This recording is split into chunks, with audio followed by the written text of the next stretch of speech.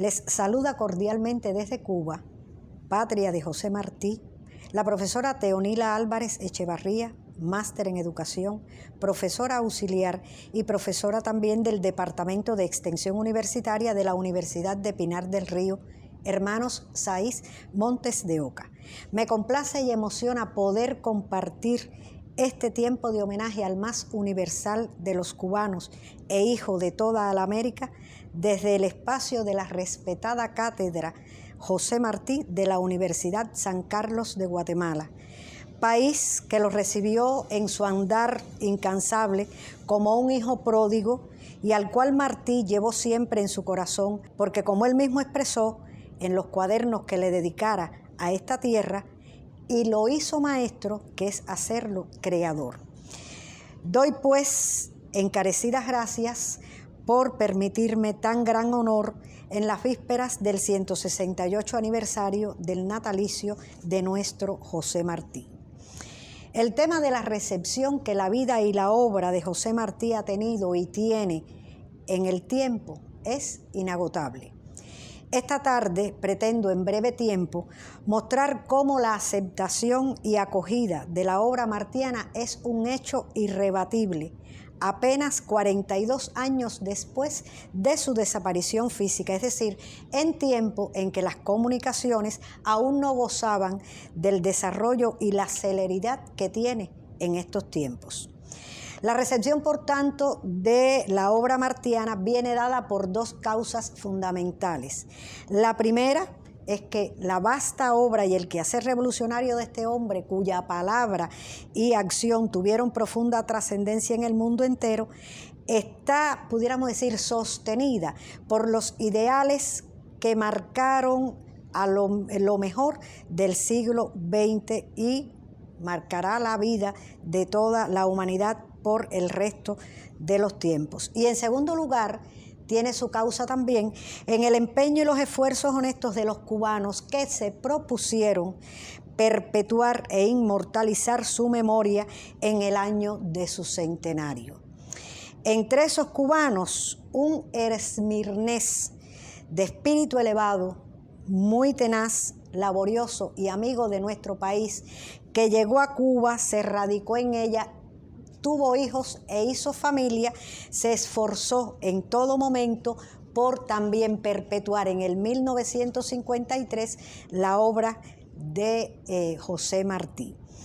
Pues ese esmirnés tuvo la idea de hacer una selección de varios centenares de los más significativos pensamientos martianos.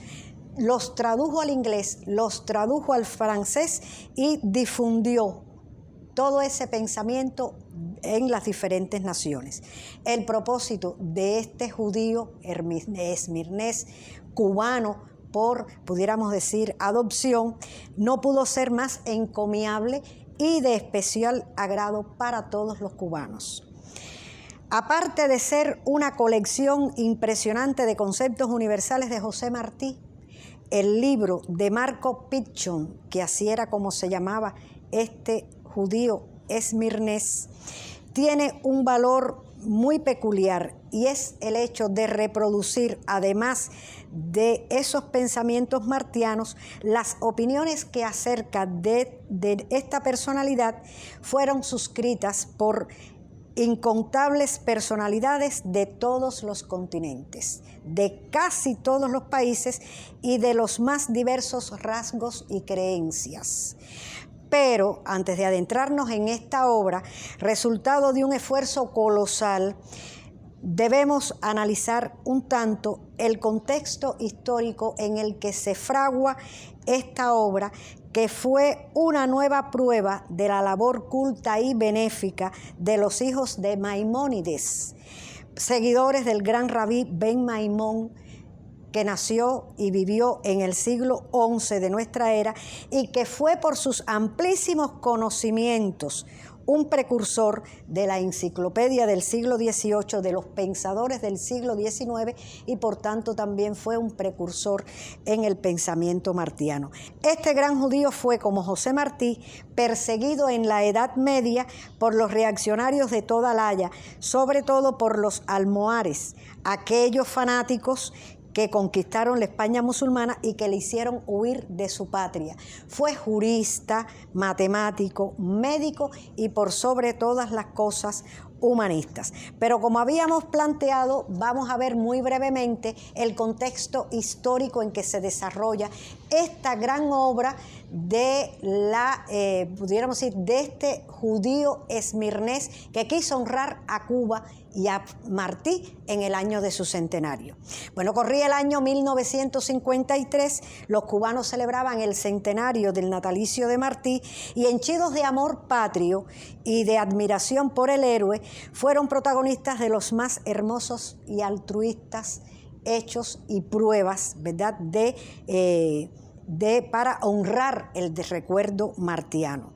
Fueron capaces de ofrendar sus vidas en compensación a tanta frustrada libertad en ese año, como bien expuso Fidel Castro en su alegato de defensa, La historia me absolverá, cuando expresó: era el año de su centenario y su memoria se extinguiría para siempre. Tanta era la afrenta, pero su pueblo vive, su pueblo es digno y rebelde. Hay jóvenes que en magnífico desagravio vinieron a morir junto a su tumba para que él siguiera viviendo en el alma de la patria. Fin de la cita. Son estas palabras una lírica fundamentación histórica del por qué se atacaron los cuarteles Moncada y Carlos Manuel de Céspedes en Santiago de Cuba y Bayamo, respectivamente, aquel famoso y glorioso 26 de julio de 1953. Ante el afán de los cubanos de no cejar en la lucha por producir los cambios que garantizaran la dignidad de cada cubano, los órganos represivos de la tiranía de Fulgencio Batista Saldívar aterrorizaban al pueblo con todo tipo de crímenes: golpizas, disolución violenta de huelgas, manifestaciones y otros actos públicos, asaltaban y clausuraban periódicos, programas radiales, realizaban detenciones a ciegas, torturaban atrozmente, asesinaban sin reparo y sin pudor, lo mismo a mujeres que a hombres. Dispusieron incluso que los comunistas, como llamaban con desprecio a todos aquellos que no aceptaban su forma o su modo de obrar, fueran expulsados de su trabajo en oficinas y servicios públicos. Por otra parte, las clases adineradas tampoco pudieron escapar del odio batistiano, pues muchos políticos de la oposición burguesa sufrían a diario atropellos de los cuerpos represivos de la dictadura. Estos esbirros, como animales amaestrados, no respetaban siquiera la alta jerarquía católica. Tal es el caso de que poco después del asalto al cuartel Moncada, asaltaron el arzobispado de La Habana e hirieron de un golpe en la cabeza al cardenal Arteaga. Entre los asesinatos de mayor resonancia en estos meses figuraron el del obrero ferroviario Mario Aróstegui Recio, que era militante de la Juventud Ortodoxa y, lógicamente, fiel opositor o opositor renuente al gobierno batistiano. Trataban con esto los esbirros de aplacar el intento de los cubanos por mantener viva la memoria de Martí y por lograr realmente los derechos constitucionales de cada uno de los cubanos. En medio de toda esta vorágine es que a Marco Pichon, el esmirnés y presidente de la institución hebrea Beneberith Maimónides de Cuba, en aquel entonces decidió aportar también su grano de arena con un grupo de sus compañeros de religión, un grano de arena al propósito de perpetuar la memoria del apóstol, y compiló ese libro que recoge significativas muestras del profundo y profuso pensamiento martiano, difundiéndolo por el mundo, al tiempo, repito, que escribió a personalidades relevantes de todo el orbe para que emitieran sus opiniones, valoraciones, comentarios acerca de nuestro José Martí. Una vez que recibió las misivas, que fueron muchísimas, integró muchas de ellas en un libro que titularía José Martí y la comprensión humana. Se terminó de imprimir este libro casualmente y por cuestiones de coincidencias históricas el 24 de febrero de 1957 en La Habana. Se cumplía ese día precisamente 38 años del reinicio de la Guerra de Independencia, en la que Martí había entregado cuerpo, corazón y vida, y que él, dentro de su apostolado y dentro de su obra, llamó la guerra necesaria. El libro cuenta con 370 páginas de contenido. De ellas, 116 están dedicadas a mostrar los facsímiles de las consideraciones que las personalidades públicas del mundo entero emitieron sobre Martí. Como es de suponerse, esta obra es de un inconmensurable valor histórico, pues por medio de ella se conocieron desde 1957, en que se terminó de editar el libro, las opiniones y comentarios que personalidades del mundo entero emitieron sobre Martí. Dentro de esas personalidades, muchos jefes de estados y gobernantes, universitarios, intelectuales de todas las esferas, sacerdotes de diversas religiones, científicos, diplomáticos. En fin, más de 300 documentos llegaron a las manos de Pynchon para reverenciar al más universal de los cubanos entre 1953 y 1955. Sin duda, llama la atención del que lee el libro algunas opiniones enaltecedoras de Martí, debidas a personas cuyo renombre, ya definidos por esas ideas y conductas, no concuerda con las ideas y conductas que le han dado la gloria a nuestro apóstol. No es la primera vez que esto sucede. Todos sabemos que la grandeza del hombre es brutalmente atacada por los conservadores mientras vive ese gran hombre. Pero una vez que ha muerto, como ya no constituye aparentemente un peligro para sus detractores, estos son capaces de erigirles incluso monumentos. Esto ocurrió precisamente con Martí también, como gran hombre al fin. En vida, sus ideas revolucionarias sobre la libertad y la dignidad humana eran censuradas. Una vez muerto físicamente, tuvo hasta sus efigies. Y esto sucedió porque la libertad, la justicia, la democracia y la dignidad humana son alardeadas con la palabra, pero muchas veces mancilladas en la realidad. Esto al final es para nosotros también un beneplácito, porque a fin de cuentas se reconoce su valor humanista, pues hasta sus enemigos tienen que obedecer sus ideas en público, disfrazándose de amantes de la libertad, de esa democracia, de esa justicia y de esa dignidad que ellos mismos a veces pisotean impunemente.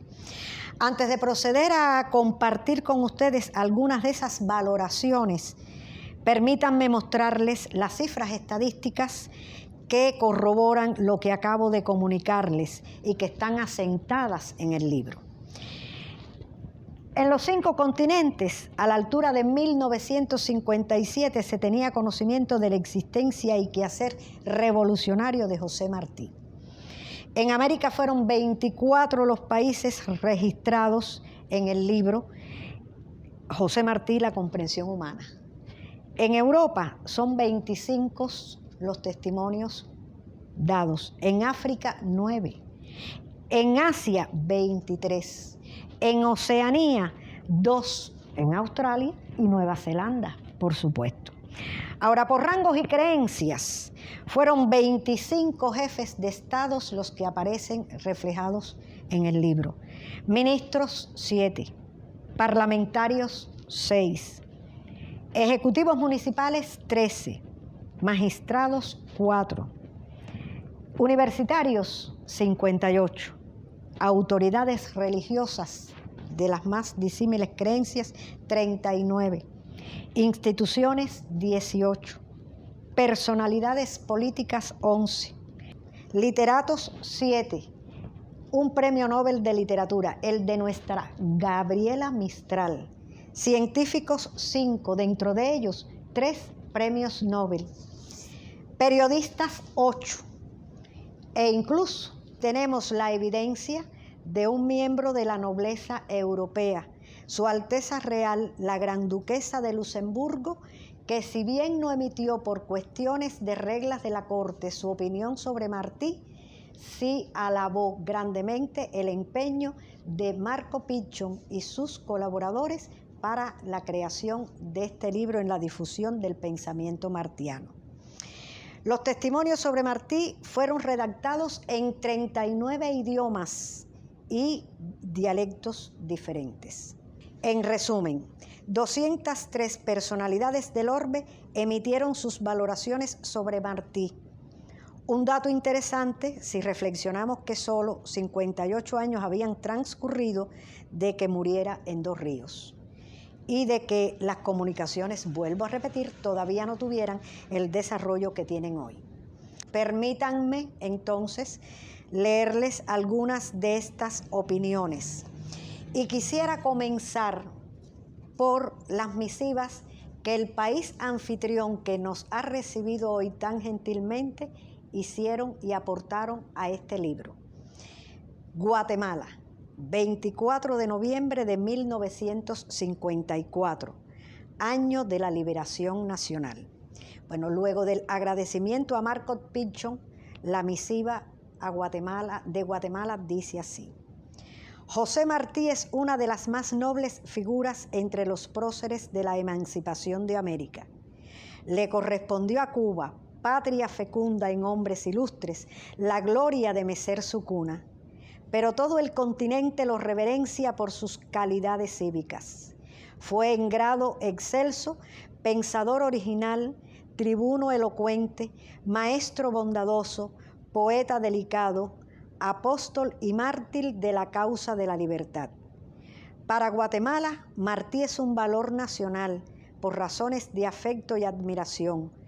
Parte de su vida transcurrió en nuestro suelo pródigamente amado por el estadista y el poeta. Aquí sembró virtudes, cariños y enseñanzas que perduran con inmarcesible vida, porque las obras de los hombres superiores, de los espíritus electos, desafían al tiempo y a la muerte. Guatemala y Cuba sienten a Martí, veneran a Martí en lo que de puro y grande tuvo su vida ejemplar, y al coincidir en esta devoción y respeto por el maestro, mantienen y acrecientan los lazos de amistad recíproca, fundada en la simultánea y sincera gratitud hacia el varón singular, a quien tanto deben los dos pueblos. Coronel Carlos Castillo Armas, presidente de la República de Guatemala. La otra misiva es también de Guatemala y dice así: Guatemala, octubre 25 de 1954. Distinguido señor presidente, me es muy grato referirme a la atenta invitación que se ha servido hacerme para expresar mi pensamiento sobre el gran hombre José Martí, con motivo de la publicación que en su homenaje prepara la institución hebrea Bennett Beriz. Me siento muy honrado con su gentil invitación, que acepto gustosamente, y a ese efecto me permito incluirle el siguiente pensamiento mío, muy modesto, sobre José Martí. José Martí es un símbolo del espíritu creador de nuestra América. Aprovecho esta oportunidad para expresarle las seguridades de mi distinguida consideración, con mis cumplidas gracias por su invitación, y me suscribo como su atento y seguro servidor. Id y enseñad a todos. Universidad de San Carlos de Guatemala, licenciado Vicente Díaz Samayoa. También escogí un ejemplo de Europa, específicamente de Alemania.